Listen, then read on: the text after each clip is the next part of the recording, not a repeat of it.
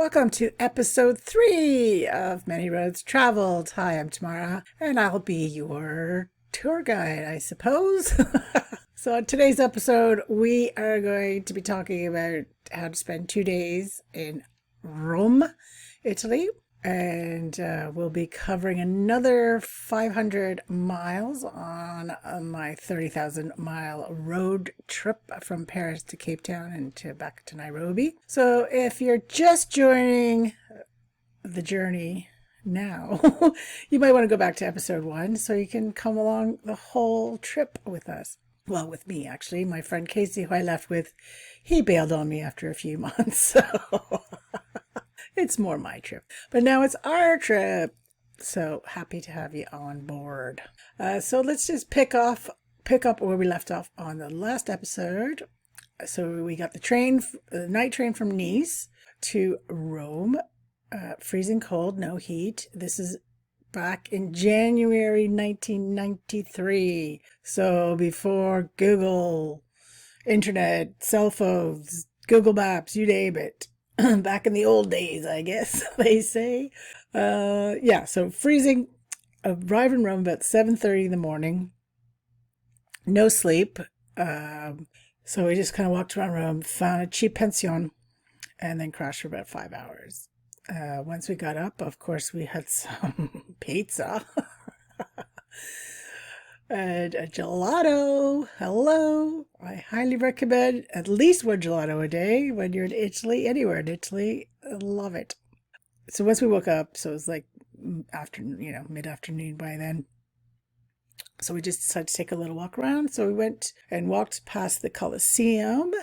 And wow, the first main thing we saw was the Colosseum, which is amazing. 2,000 years old, and part of it has been destroyed, but most of it's still standing, which is amazing. Like I said, after 2,000 years. We'll talk a bit more of that on day 2 because we just want to walk past it. And then we walked up to Capitolone Hill, which is the smallest of the 7 hills of Rome. And from there, we went to the Trevi Fountain, which obviously is one of the most famous fountains in the world. And it was built in 1762 by a sculptor called Salvi.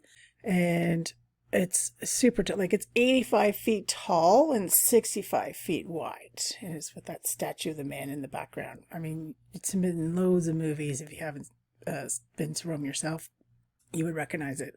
It's beautiful. And I guess that was like one of the oldest water sources for Rome from back in like the AD time. Oh no, sorry, BC time, not AD. We're in AD now. BC times.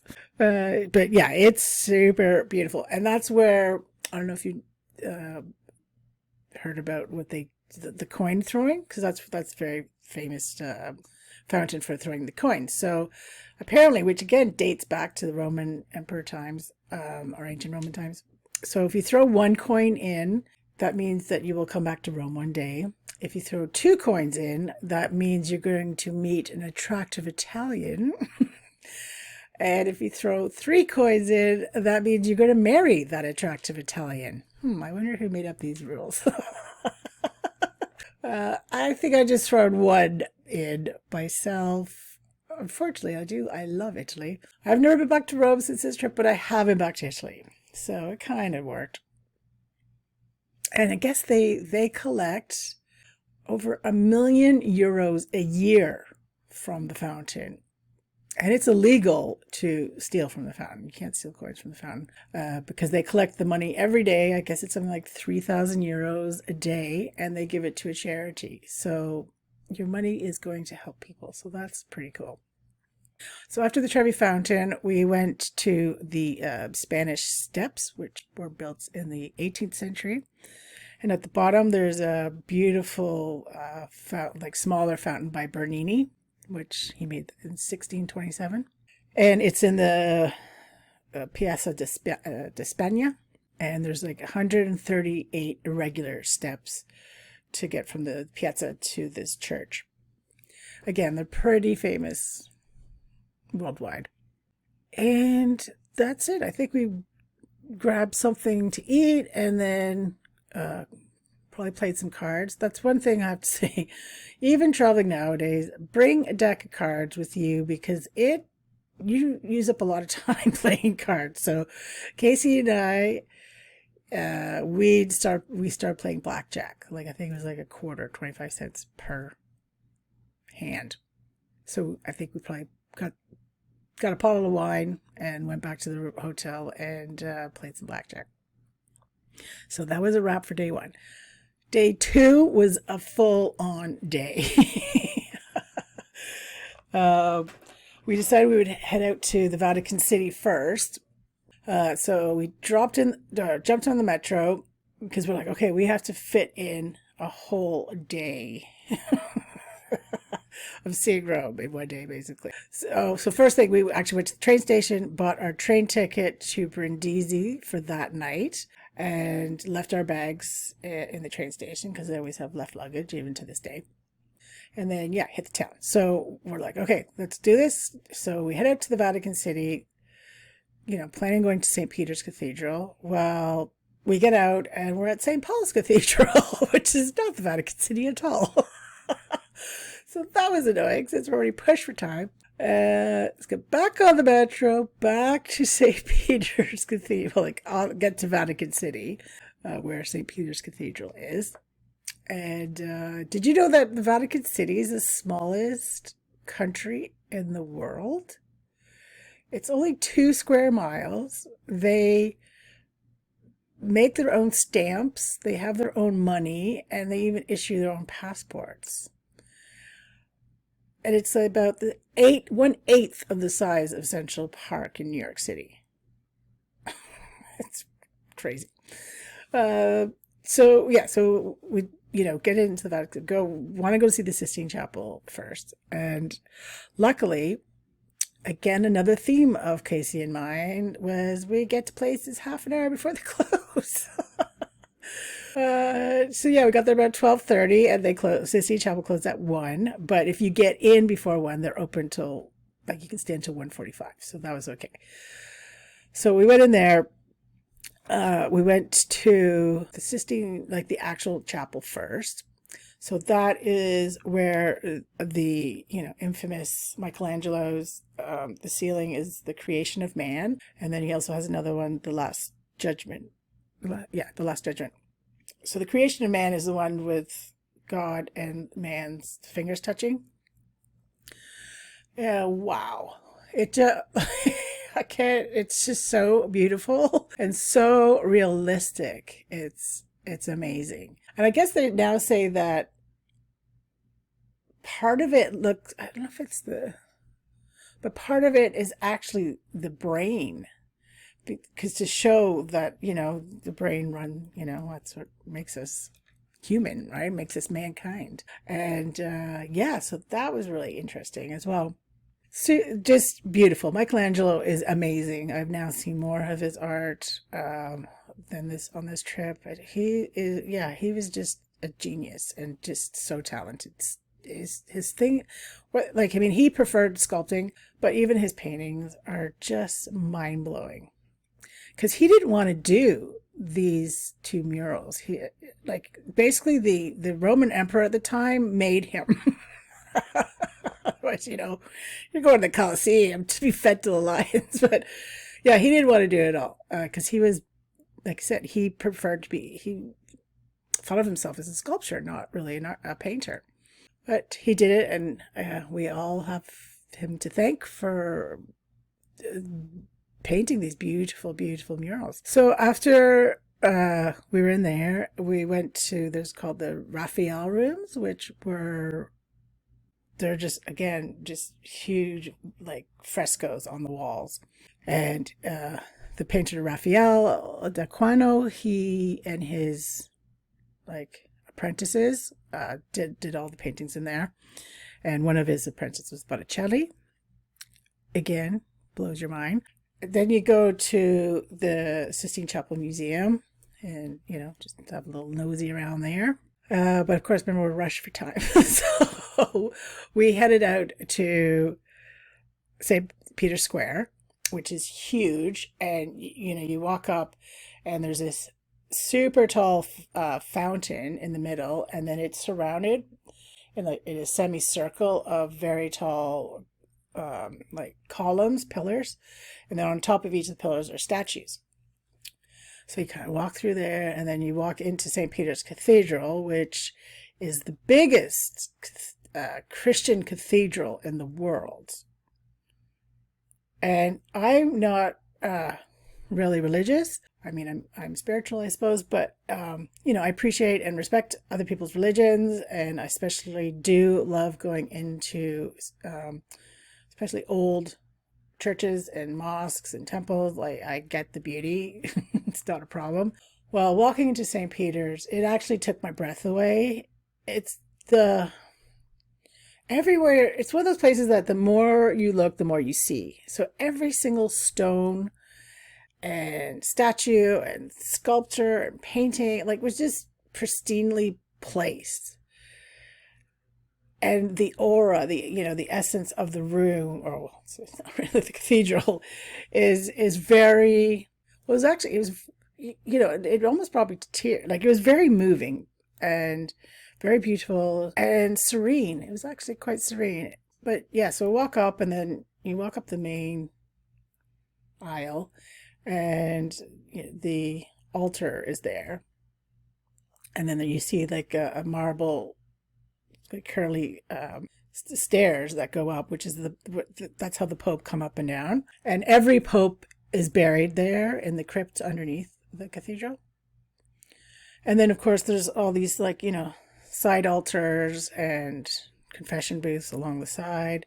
But I remember sitting down and, yeah, just kind of taking it all in, really. And then as I was walking out, I was like down one of the side aisles, and I don't know, I was just kind of attracted to this one altar, and I went in there and, lit a candle for my lost loved ones and said a prayer or hello to them. And then on my way out, which we didn't even know it was there, but thankfully I saw it, La Pietà, which was the most beautiful statue I have ever seen, ever in my life. Now that I've seen David, which is also by Michelangelo, they're, pretty on par. But La Pietà is, it's Mary comforting Jesus after the crucifixion. So that, Jesus has died.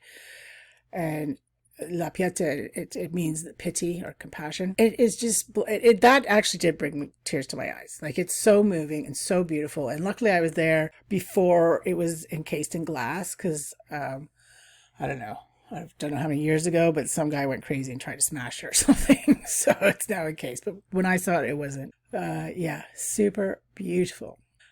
So yeah, we'll probably spend about 2 hours in total with the Sistine Chapel in St. Peter's in the Vatican City. So we had to move. So we left there and jumped back on the metro, and then headed to see the Colosseum properly. And like I said, it's 2,000 years old. It's crazy. There's like 94 entrances, and it used to be able to seat 87,000 people. That 2,000 years ago. So that's like thinking, like, that's Wembley back then. And you come in and you just see all the mazes. So that's where, I guess, the Christians that were killed by lions were led there, and gladiators, where they used to fight. They used to come in through all these mazes and the entrances, and of course the lions. There's no lions there now, but there is about 1,000 cats. But yeah, you could walk all in through there, and I love, like, history, things like that, archaeological sites, as well as nature. Those are my two favorite things I love to see when I'm traveling. Because I always just think, wow, like, how many generations of people are either sitting or walking or standing where I am right now? And that was like people like Julius Caesar was there. Like, what? Yeah, I love it. So after the Colosseum, we went to the Forum. So the Forum that's where they had all their religious, like, I kind of say speeches, but that's where they held their public life. So that's when the senators or the emperors, they would stand and speak to everyone from the forum.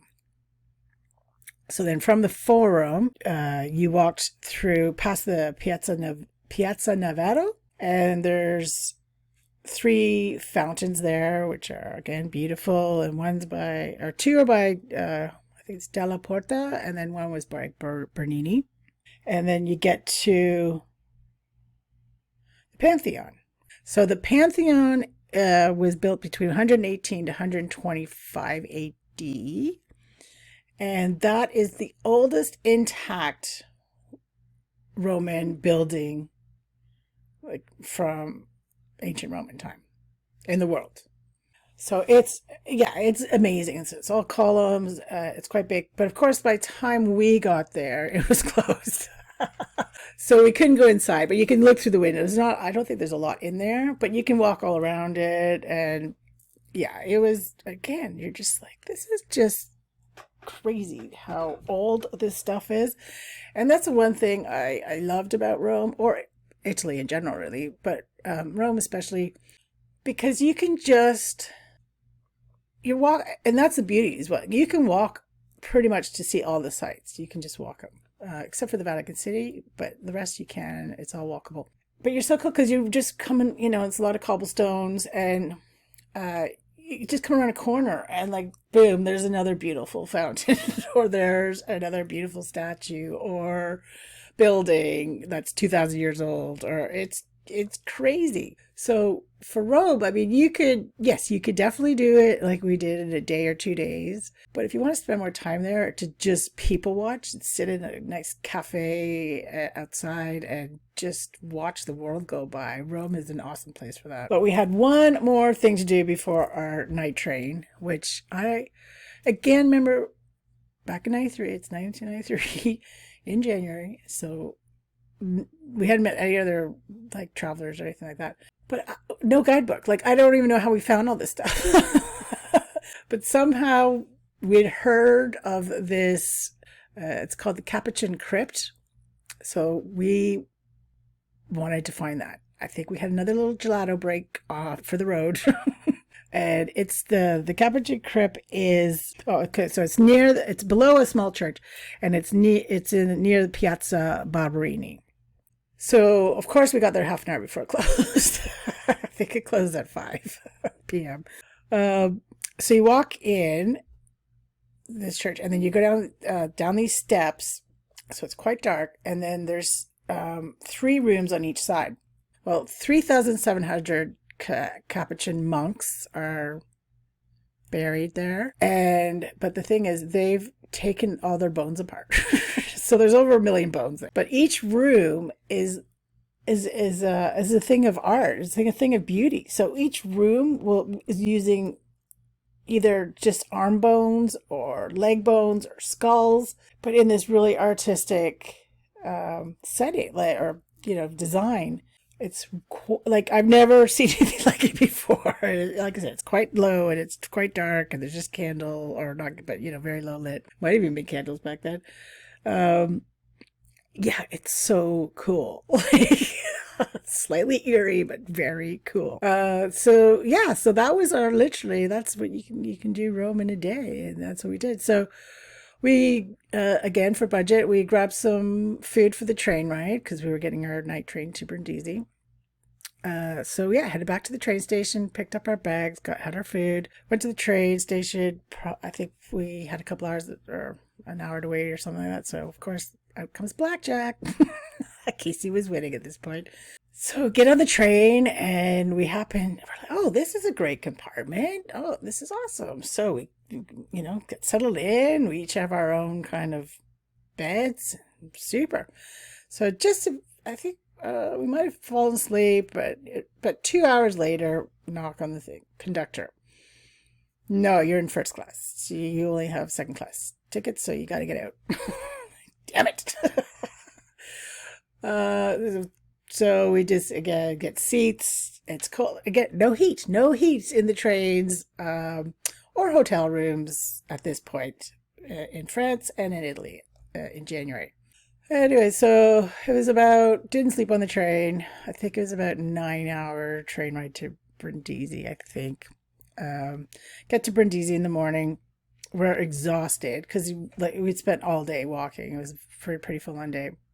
So we head to the harbor, get our tickets for the ferry to Athens, and then found a park and a couple park benches and pulled out our sleeping bags on a bench each and just slept on park benches for about 4 hours. um, so there wasn't much to do in Brindisi. I think we woke up, grabbed some food, and then it was another night ferry or like night transportation. So it was a night ferry. Anyways, we get on the ferry at about 10 or 11 at night. We find these awesome compartments. Like, this is super. So we get settled in. We have our best night's sleep that we've had this whole trip so far.